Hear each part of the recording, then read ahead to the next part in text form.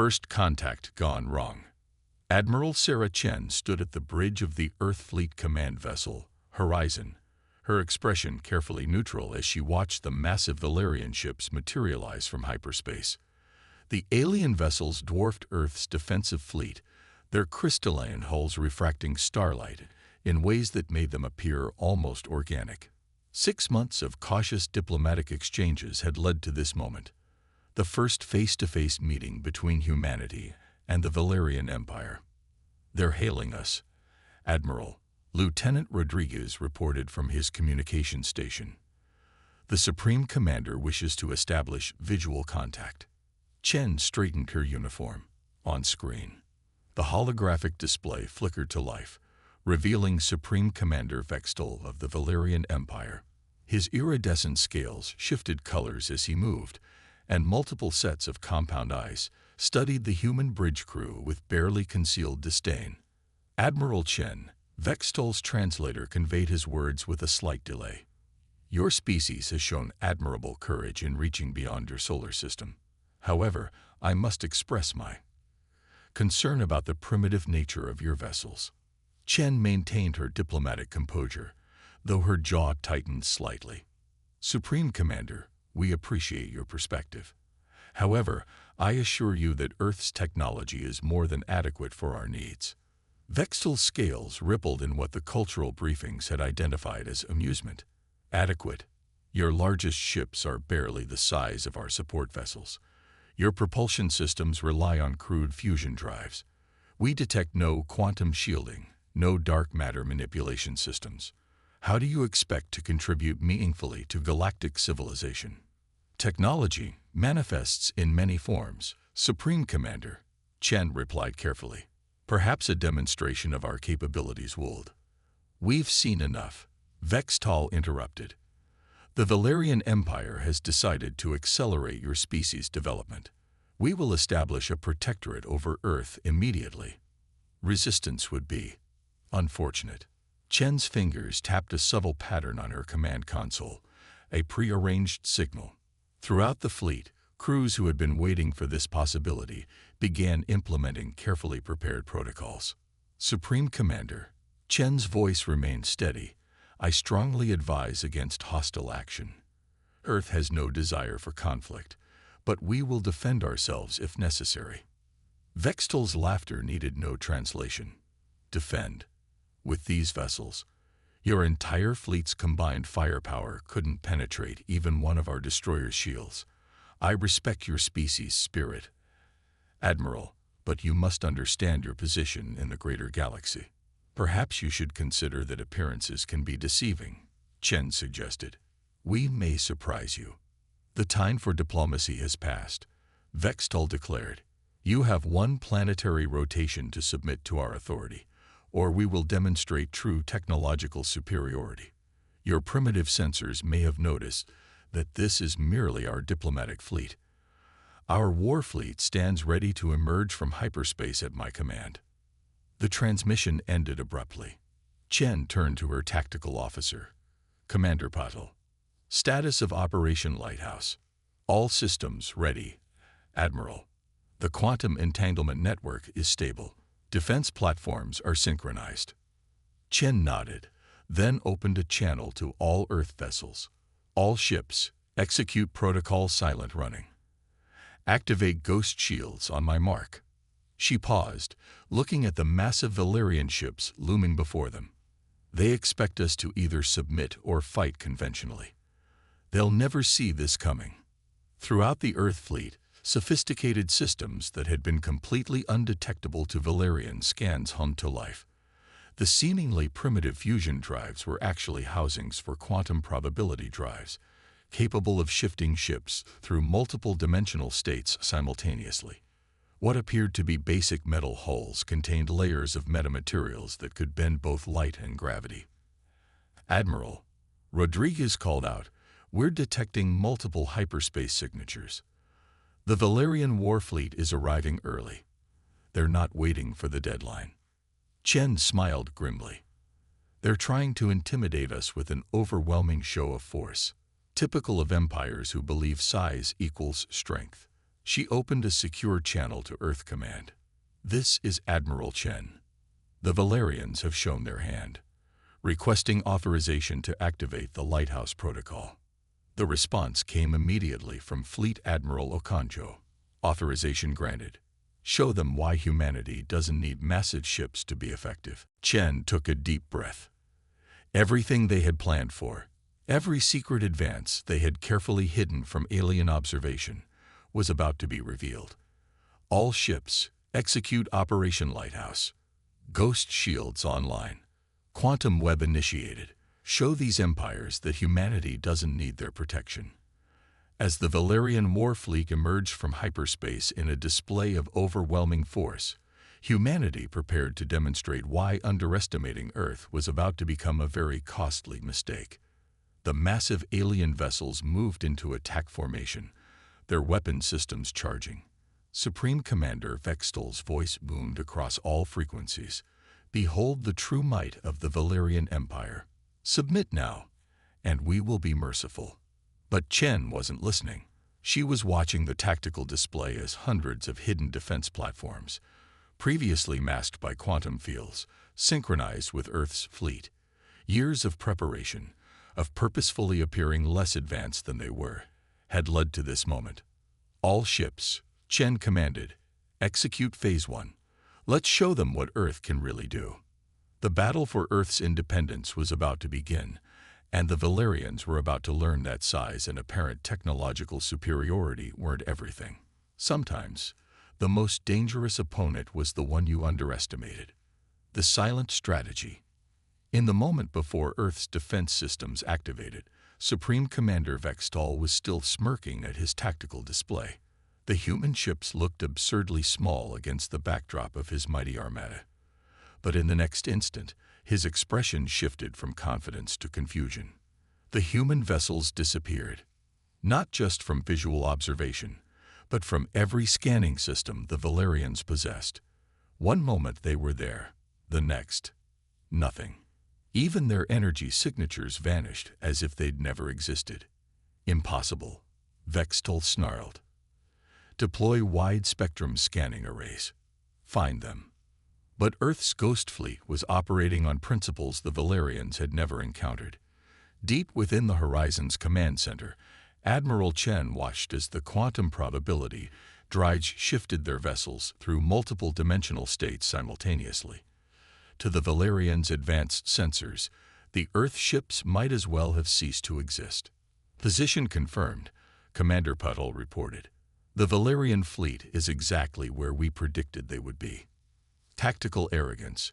They've arranged their ships in traditional conquest formation. Chen nodded. The Valerians' militant history had made them predictable. Their strategies hadn't changed in centuries because they'd never needed to, until now. "Deploy the quantum web," she ordered. Throughout the solar system, thousands of seemingly innocent satellites and space debris, objects the Valerians had dismissed as primitive human junk, suddenly activated. Each one contained a quantum entanglement node, and together they formed a vast, invisible network that could instantly transmit energy and information. On the Valerian flagship, alarms began blaring. "Supreme Commander," an officer called out, "we're detecting energy fluctuations throughout the fleet. Our shields, they're becoming unstable." Vextal's scales darkened with rage. How? Their weapons aren't even firing. But humanity wasn't using conventional weapons. The quantum web was disrupting the very fabric of space-time around the Valerian ships, creating microscopic inconsistencies in their shield harmonics. It was like trying to maintain a soap bubble in a storm of quantum probability shifts. "Launch detection probes," Vextal commanded. "Find their ships." The Valerians deployed thousands of automated probes, each one equipped with the most sophisticated scanning technology in their empire.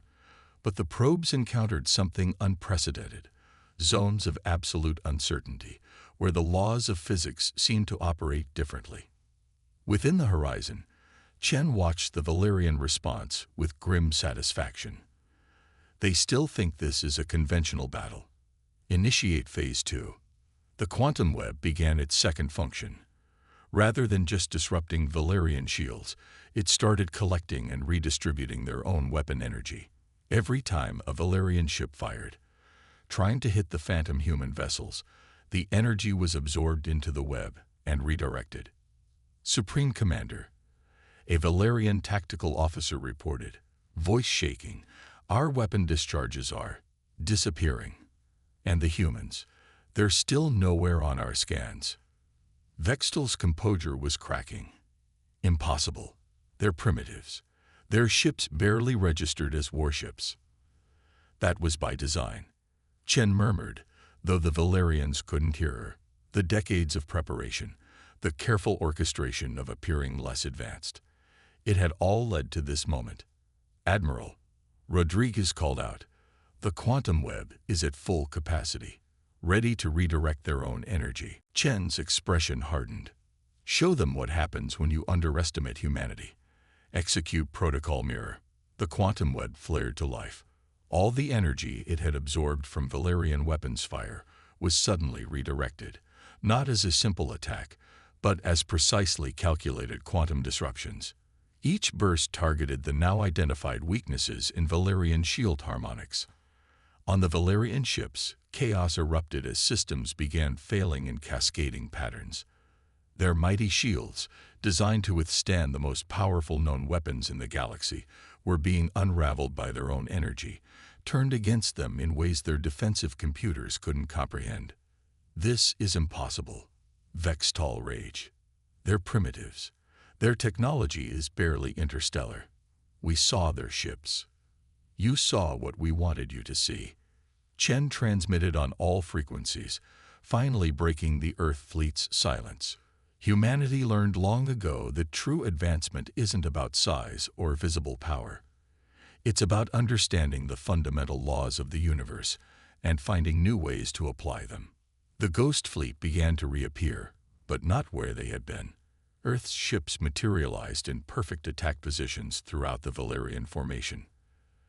Their primitive hulls now rippled with quantum energy, their true nature finally revealed. "Last chance, Supreme Commander," Chen offered. "Withdraw your fleet and acknowledge Earth's sovereignty, or we'll be forced to demonstrate even more of our capabilities." The Valerian command staff stared at their tactical displays in disbelief. The humans hadn't just matched their technology. They'd surpassed it in ways the Valerians hadn't thought possible. Their entire understanding of human technological development had been based on an elaborate deception. As Vextal struggled to comprehend this reversal, Chen allowed herself a small smile. Phase 2 had succeeded beyond their expectations, but if the Valerians chose to continue fighting, Phase 3 would show them that humanity was just getting started. The quantum web hummed with potential energy, ready to unleash forces that would rewrite the Valerian Empire's understanding of what was possible. The next few moments would determine whether this would be a lesson in humility or a demonstration of just how far humanity had truly advanced while the galaxy wasn't watching. Turning the tide. Supreme Commander Vextal's pride wouldn't allow him to retreat. Despite the shocking revelation of human capabilities, he still commanded the largest fleet ever assembled in this sector of space. His next words would reshape the course of the battle. "All ships, execute domination protocol," he commanded. "If they want to play with quantum mechanics, show them what 10,000 years of Valerian science can do." The massive Valerian ships began to shift, their crystalline hulls fragmenting and reassembling in new configurations. What had appeared to be decorative patterns were actually massive arrays of quantum processors, each capable of calculating battlefield probabilities across multiple dimensions. Admiral Chen watched the transformation with intense interest. "Just as we predicted," she murmured. "Commander Patel, status of the ARI network. Artificial Resonance Intelligence Array is fully operational, Admiral. All nodes are synchronized and ready." While the Valerians had been focusing on raw computational power, humanity had taken a different approach. The ARI network was a distributed artificial intelligence system, not bound by traditional computing limitations. It didn't just calculate probabilities, it intuited them, learned from them, and adapted in real time. The Valerian fleet launched its counterattack. Thousands of quantum-tipped missiles erupted from their ships, each one designed to track targets across dimensional shifts. They had adapted to humanity's ghost shield technology faster than expected. But Chen remained calm. Execute Phase 3. Let ARIA handle the defense. The quantum web transformed again. But this time, it wasn't just redirecting energy. The AI network began predicting missile trajectories before they were even launched, creating defensive patterns that existed simultaneously across multiple probability states. On the Valerian flagship, tactical officers stared in disbelief as their missiles passed harmlessly through apparently empty space, only to discover their targets had never been there in the first place. Impossible. Vextal slammed his command console. Our quantum targeting is infallible. How are they predicting our attacks before we launch them? The answer became apparent as the human fleet began its own offensive. Earth's ships moved with impossible precision, each action perfectly coordinated with the others. There was no central command structure to disrupt, no pattern to analyze and counter. The entire human defense network was acting as a single evolving organism. "Sir," a Valerian officer reported, "their eye. It's not just predicting our moves, it's learning from them. Each attack we launch gives it more data to work with." Chen's voice came through again on all frequencies. "Your empire's mistake was believing that advancement only moves in one direction. While you focused on making your ships bigger and your weapons more powerful, we looked for different paths. We asked different questions." The ARIA network continued its work, turning each Valerian attack into a learning opportunity. Every missile launched, every energy beam fired, every quantum calculation made. All of it fed into the AI's growing understanding of Valerian warfare tactics. All ships, full assault, Vextal ordered desperately, overwhelmed their defenses with sheer volume of fire. But quantity proved no match for ARIA's quantum-enhanced intelligence. The AI didn't just predict the attacks. It began composing symphony of counter-moves that transformed the battlefield into a deadly dance of probability and precision. Human ships phased in and out of reality with perfect timing, appearing just long enough to land devastating strikes before vanishing again. The quantum web pulsed with collected energy, turning the Valerians' own power against them in increasingly creative ways. "Admiral," Rodriguez reported, "ARIA has achieved full tactical synthesis. It's not just countering their attacks anymore, it's anticipating their entire strategic doctrine." Chen nodded. "Show them what it can do. Authorize ARIA for full spectrum response." The battlefield transformed into a maze of quantum probability fields, where conventional physics seemed to break down entirely. Human ships appeared to be everywhere and nowhere, striking from impossible angles, coordinated by an intelligence that could process combat information across multiple dimensions simultaneously. Vextal watched in horror as his mighty fleet was systematically dismantled by an enemy he had dismissed as primitive just hours ago. His ship's advanced quantum processors, the pride of Valerian technology, were being outthought by something that operated on principles they couldn't even comprehend. "Your empire's greatest weakness," Chen transmitted, "was assuming that your path of technological development was the only valid one.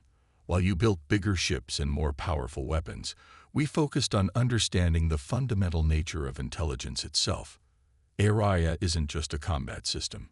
It's humanity's answer to the question, what lies beyond traditional computing?" The Valerian fleet's formation began to crumble as ARIA's predictions became increasingly precise. Ships trying to maintain their combat positions found themselves targeting echoes and shadows, while the real threats materialized where they least expected them.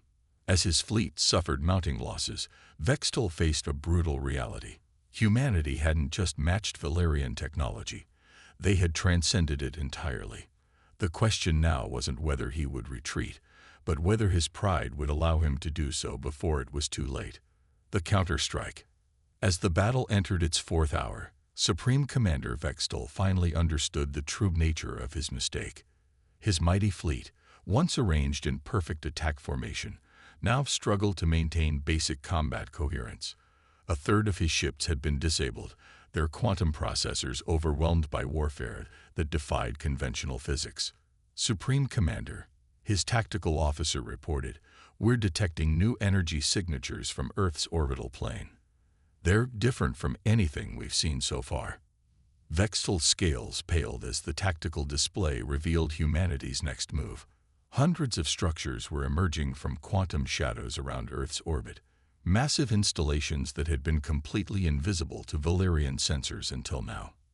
On the horizon, Admiral Chen prepared to reveal the full extent of humanity's defensive capabilities. All orbital platforms initialize gravitational resonance arrays. HFY begin final combat sequence.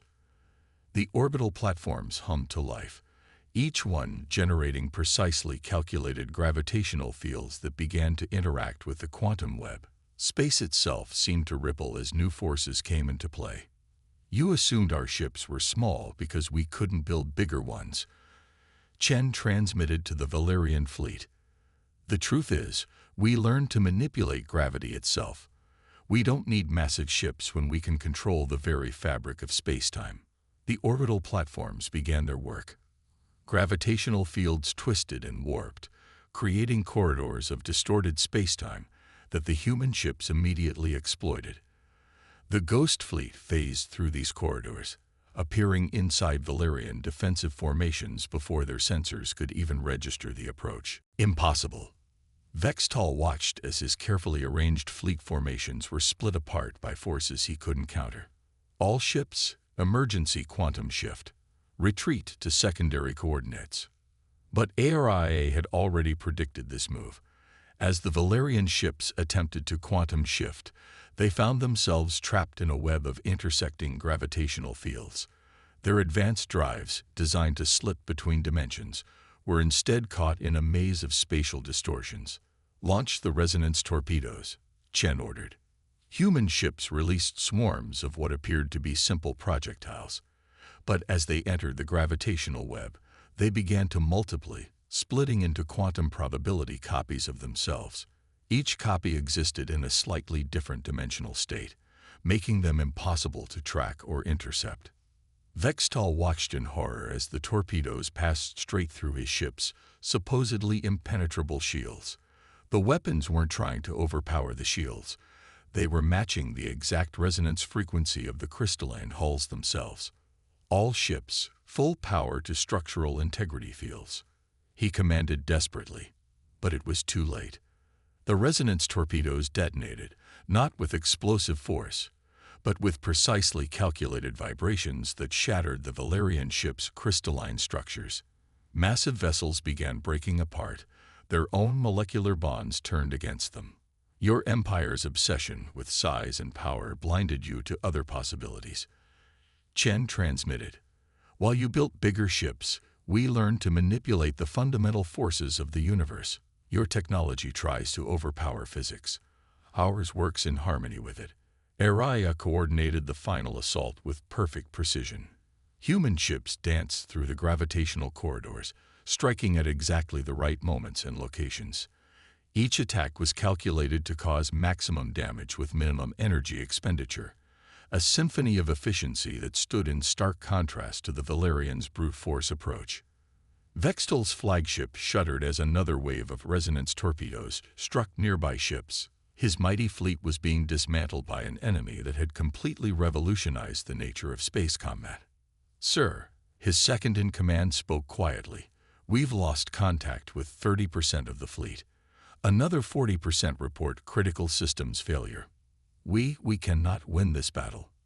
The Supreme Commander stared at the tactical display, watching as his ships continued to fall to weapons that shouldn't have existed. Humanity hadn't just outfought them. They had fundamentally changed the rules of engagement. "Admiral Chen," Vextal finally transmitted, his voice heavy with the weight of realization, "I request a cessation of hostilities." The human ships immediately ceased fire, though the gravitational web remained in place, holding the Valerian fleet in its invisible grip. "There was never any need for this conflict, Supreme Commander," Chen replied. Earth has no interest in conquest or domination. We simply wish to be left in peace to pursue our own path of development. As the battle ended, the surviving Valerian ships hung motionless in space, their proud crystalline hulls now scared and fractured. They had arrived expecting to find a primitive species in need of guidance. Instead, they had discovered that humanity had taken technological development in directions they had never imagined possible. The counterstrike was complete, but its implications would echo throughout the galaxy. Humanity had announced its presence on the galactic stage, not through size or power, but through innovation and understanding. The age of underestimating Earth was over. A new understanding. 3 days after the battle, Admiral Chen stood in Earth's Orbital Diplomatic Center, watching as engineering crews helped repair damaged Valerian vessels. The massive crystalline ships still dwarfed human vessels, but their imposing presence no longer carried the same weight of intimidation. Supreme Commander Vextal had requested a formal meeting, not through holographic communication, but in person. It was an unprecedented gesture from a Valerian leader, a tacit acknowledgement that humanity deserved to be treated as equals. When Vextal entered the diplomatic chamber, his normally pristine ceremonial armor showed signs of battle damage. His scales, usually shifting through bright colors of authority, remained a subdued blue of contemplation. "Admiral Chen," he began, his translator now calibrated to capture the subtle nuances of Valerian speech, "My empire has existed for 10,000 years. In all that time, I have never been so thoroughly wrong about a species." Chen gestured to a seat designed to accommodate Valerian physiology. "Perhaps this can be a learning opportunity for both our peoples, Supreme Commander." Indeed. Vextal settled into the seat, his compound eyes studying the Earth visible through the chamber's transparent walls. "We assumed that technological advancement followed a single path. Bigger ships, more powerful weapons, grander displays of force. Yet your species chose a different direction entirely." "We had to," Chen explained. "Earth's resources are limited compared to your empires. We couldn't compete in terms of size or raw power, so we looked for other advantages. Understanding rather than overwhelming. Precision instead of power. Your AI system." Vextal's scales rippled with scientific curiosity. "It's not just artificial intelligence, is it? It's something more." Chen nodded. "We discovered that consciousness itself influences quantum probability. AI doesn't just compute, it understands, intuits, and shapes reality at its most fundamental level. But it's not a weapon, Supreme Commander. It's a tool for understanding the universe. And your ghost ships, the quantum web, the gravitational manipulators, all of it hidden in plain sight." Vextal's tone carried a new respect. "While we saw primitive vessels and outdated technology, you were operating on principles we hadn't even theorized." "Innovation often comes from necessity," Chen replied. "When you can't match your potential adversaries in conventional terms, you have to think differently." Earth united not to build bigger weapons, but to understand deeper truths about reality itself. Vextal was quiet for a moment, his scales shifting through thoughtful patterns. "The Valerian Empire has always believed that our role was to guide younger species, to help them develop along our proven path. But now I wonder, how many other possibilities have we missed? How many different paths to advancement have we overlooked?" "Perhaps that's the greatest opportunity here," Chen suggested. "Not just peace between our peoples, but a chance to learn from each other. Your empire has 10,000 years of accumulated knowledge. We have new perspectives on how to apply it." "Yes." Vextal's scales brightened slightly. "The Council of Elders has already begun discussing the possibility of a knowledge exchange. Not as protectors and protected, but as equals.